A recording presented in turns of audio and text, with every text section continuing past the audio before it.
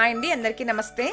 ఈరోజు మన ఛానల్లో కార్తీక మాసంలో తప్పకుండా తినాల్సిన రెసిపీ కంద బచ్చలి కర్రీ ఏ విధంగా తయారు చేసుకోవాలో నేను మీకు ఈ వీడియోలో చేసి చూపిస్తాను.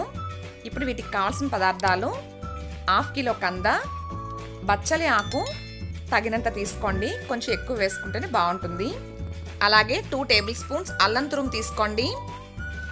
8 వరకు పచ్చిమిరపకాయలు తీసుకుని కట్ చేసి తీసుకోండి. 2 ఎండుమిరపకాయలని కట్ చేసి తీసుకోండి. కొద్దిగా కరివేపాకు, సాల్ట్ తగినంత, 1 టేబుల్ స్పూన్ కారం, 1/2 స్పూన్ పసుపు, ఇంగువ 1/4 స్పూన్, చింతపండు రసం కొద్దిగా, పచ్చిశనగపప్పు, జీలకర్ర, చాయమినపప్పు, ఆవాలు. ఫ్రెండ్స్, చూసారు కదా, కంద బచ్చల కర్రీ తయారు చేసుకోవడానికి కావలసిన ఇంగ్రీడియంట్స్ అన్నీ ఇలా రెడీ చేసి పెట్టుకున్న తర్వాత ఇప్పుడు బచ్చలాకును తీసుకుని శుభ్రంగా 2-3 సార్లు కడిగి తీసుకోండి.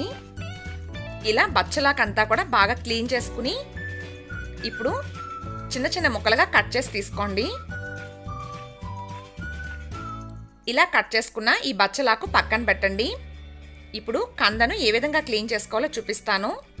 కందకి దురద గుణం ఎక్కువగా ఉంటుంది కనుక ఇది కట్ చేసే ముందుగా చేతులను సాల్ట్ వాటర్తో వాష్ చేసుకోవాలి. ఒక బౌల్ తీసుకుని ఇందులో కొద్దిగా సాల్ట్ వేయండి. ఇప్పుడు వాటర్ వేసుకుని ఈ సాల్ట్ వాటర్తో చేతుల్ని బాగా కడగడం వల్ల కంద కట్ చేసిన తర్వాత దురద లేకుండా ఉంటుంది. ఇలా సాల్ట్ వాటర్ చేతికి అప్లై చేసుకుని ఇప్పుడు కంద పైన పొట్టు మొత్తం ఈ విధంగా పీల్ చేసి తీసుకోండి.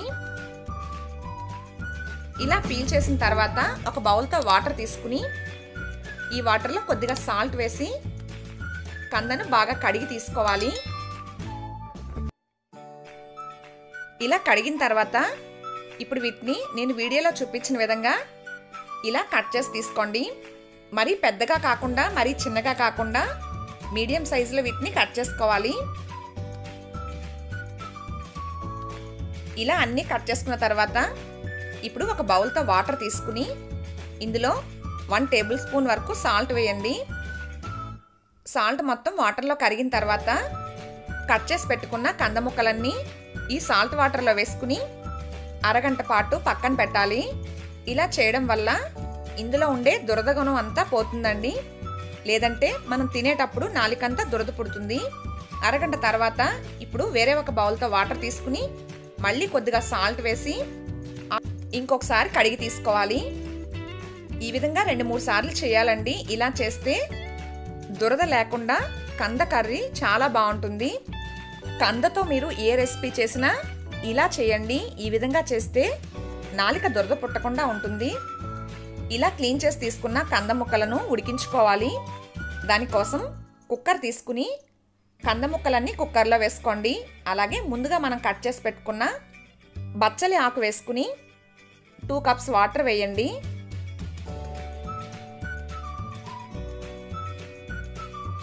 ఇప్పుడు కుక్కర్ మూత పెట్టి స్టవ్ ఆన్ చేసి పెట్టుకుని 5 to 6 విజిల్స్ వేయించుకోవాలి.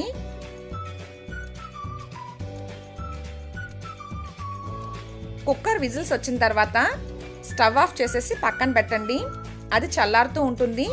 ఇంతలో మనం వేరే ఒక ప్యాన్ పెట్టుకుని అందులో 1 టేబుల్ స్పూన్ ఆవాలు వేసుకుని మంటను సిమ్లో పెట్టి ఆవాలను బాగా వేయించుకోవాలి. ఇలా ఆవాలు చిటపటలాడిన తర్వాత ఇప్పుడు స్టవ్ ఆఫ్ చేసేయండి. ఇవి కాస్త చల్లారిన తర్వాత మిక్సీ జార్లో కానీ లేదంటే ఇలా రోల్లో కానీ వేసుకుని దంచి తీసుకోవాలి. ఇలా ఆవపిండిని తయారు చేసి పెట్టుకోవాలి. ఈ కర్రీలో పచ్చి ఆవాల ముద్ద వేసుకునే దానికంటే కూడా ఇలా ఆవాలను వేయించుకుని పొడి కొట్టి మీరు ఈ పొడి వేసుకుంటే టేస్ట్ బాగుంటుంది. ఆవపిండి పొడి అయిన తర్వాత చేదు వచ్చేస్తుందండి. అలా రాకుండా కొద్దిగా సాల్ట్ వేసుకుని కలిపి ఒక డబ్బాలో స్టోర్ చేసుకుంటే ఈ ఆవపిండి చేదు రాకుండా ఎన్ని రోజులైనా వాడుకోవచ్చు. ఇలా తయారు చేసుకున్న ఈ ఆవపిండిని ఈ కర్రీలో 1/2 స్పూన్ వేసుకుంటే సరిపోతుంది. ఎక్కువ వేయనవసరం లేదు.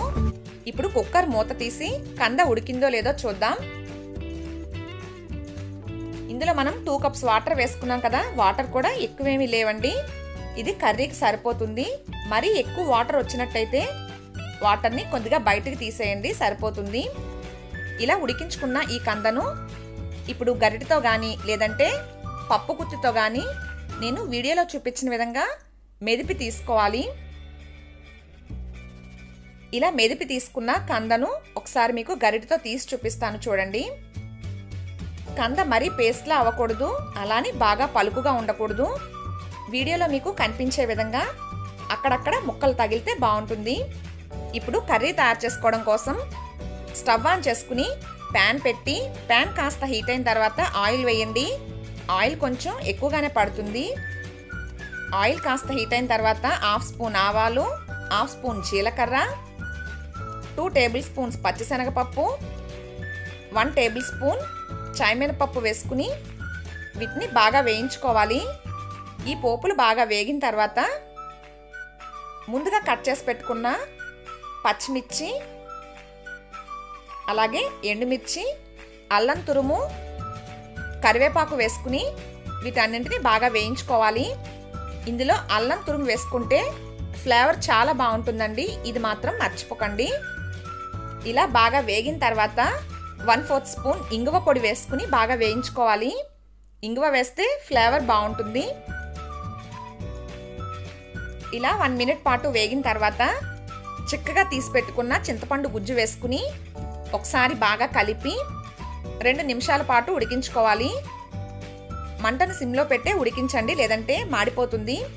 ఇప్పుడు 1/2 స్పూన్ పసుపు, తగినంత సాల్ట్ వేసుకుని ఒకసారి బాగా కలిపి ఇంకొక 2 మినిట్స్ పాటు ఉడికించండి. ఇలా ఇది కాస్త ఉడికిన తర్వాత ముందుగా ఉడికించి పెట్టుకున్న కంద బచ్చలి వేసుకుని 1 టేబుల్ స్పూన్ కారం వేయండి. మొత్తం అంతా కలిసేలా బాగా కలుపుకుని 5 నుంచి 10 నిమిషాల వరకు ఉడికించుకోవాలి. ఇది ఉడికించేటప్పుడు మంటను సిమ్లో పెట్టి మధ్య మధ్యలో కలుపుతూ ఉడికించుకోండి. ఇలా ఇది కాస్త ఉడికిన తర్వాత 1 టేబుల్ స్పూన్ బెల్లం తురుము వేసుకుని బాగా కలిపి ఇంకొక 5 మినిట్స్ పాటు ఉడికిస్తే కర్రీ రెడీ అయిపోతుంది. ఇలా ఇది ఉడికేటప్పుడే ఒకసారి టేస్ట్ చెక్ చేసుకోండి. పులుపు, ఉప్పు, కారం సరిపోయిందో లేదో చూసుకోవాలి. ఏమైనా తక్కువైతే యాడ్ చేసుకోండి. నాకైతే కొద్దిగా సాల్ట్ తక్కువైంది. ఇలా ఇది ఉడుకుతూ ఉన్నప్పుడే టేస్ట్ చూసుకుని ఏమైనా తక్కువైతే యాడ్ చేసుకుని కలుపుకోండి. ఇలా నేనైతే సాల్ట్ వేసుకుని కలుపుకుంటున్నాను. ఇది కాస్త దగ్గరగా అయ్యేంత వరకు మంటను సిమ్లో పెట్టి ఉడికించుకోండి.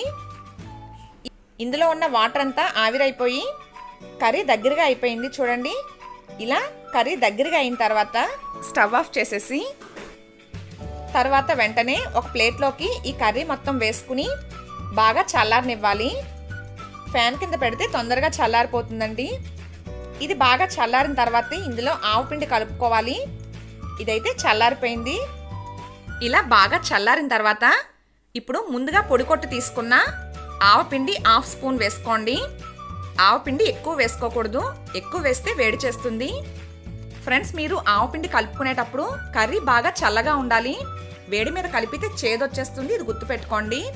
అలాగే చివరగా ఇందులో 2 గరిటెల వరకు పచ్చి నువ్వుల నూనె వేసుకుని కలుపుకోవాలి. నువ్వుల నూనె మీకు అవైలబుల్ లేనట్టయితే మామూలు ఆయిల్ అయినా వేసుకోండి, ఆయిల్ మాత్రం వేసుకోవాలి. ఇలా ఆవపిండి ఆయిల్ బాగా కలుపుకున్నాం కదా. ఇప్పుడు కంద బచ్చల కర్రీ రెడీ అయిపోయింది. సర్వింగ్ బౌల్ తీసుకుని సర్వింగ్ బౌల్లో వేసుకోండి. ఈ కర్రీని వండిన వెంటనే తినేదానికంటే కూడా కాస్త మగ్గిన తర్వాత, అంటే ఒక అరగంట తర్వాత తింటే రుచి చాలా బాగుంటుంది. ఫ్రెండ్స్, చూశారు కదా, కార్తీక మాసంలో తప్పకుండా తినాల్సిన కర్రీ కంద బచ్చలి ఏ విధంగా తయారు చేసుకోవాలో. ఇలా నేను చెప్పిన విధంగా ఈ కర్రీని మీరు తయారు చేసి ఎలా వచ్చిందో నాకు కామెంట్ సెక్షన్లో కామెంట్ చేయండి. Thanks for watching. Please like, share, comment and subscribe to my channel.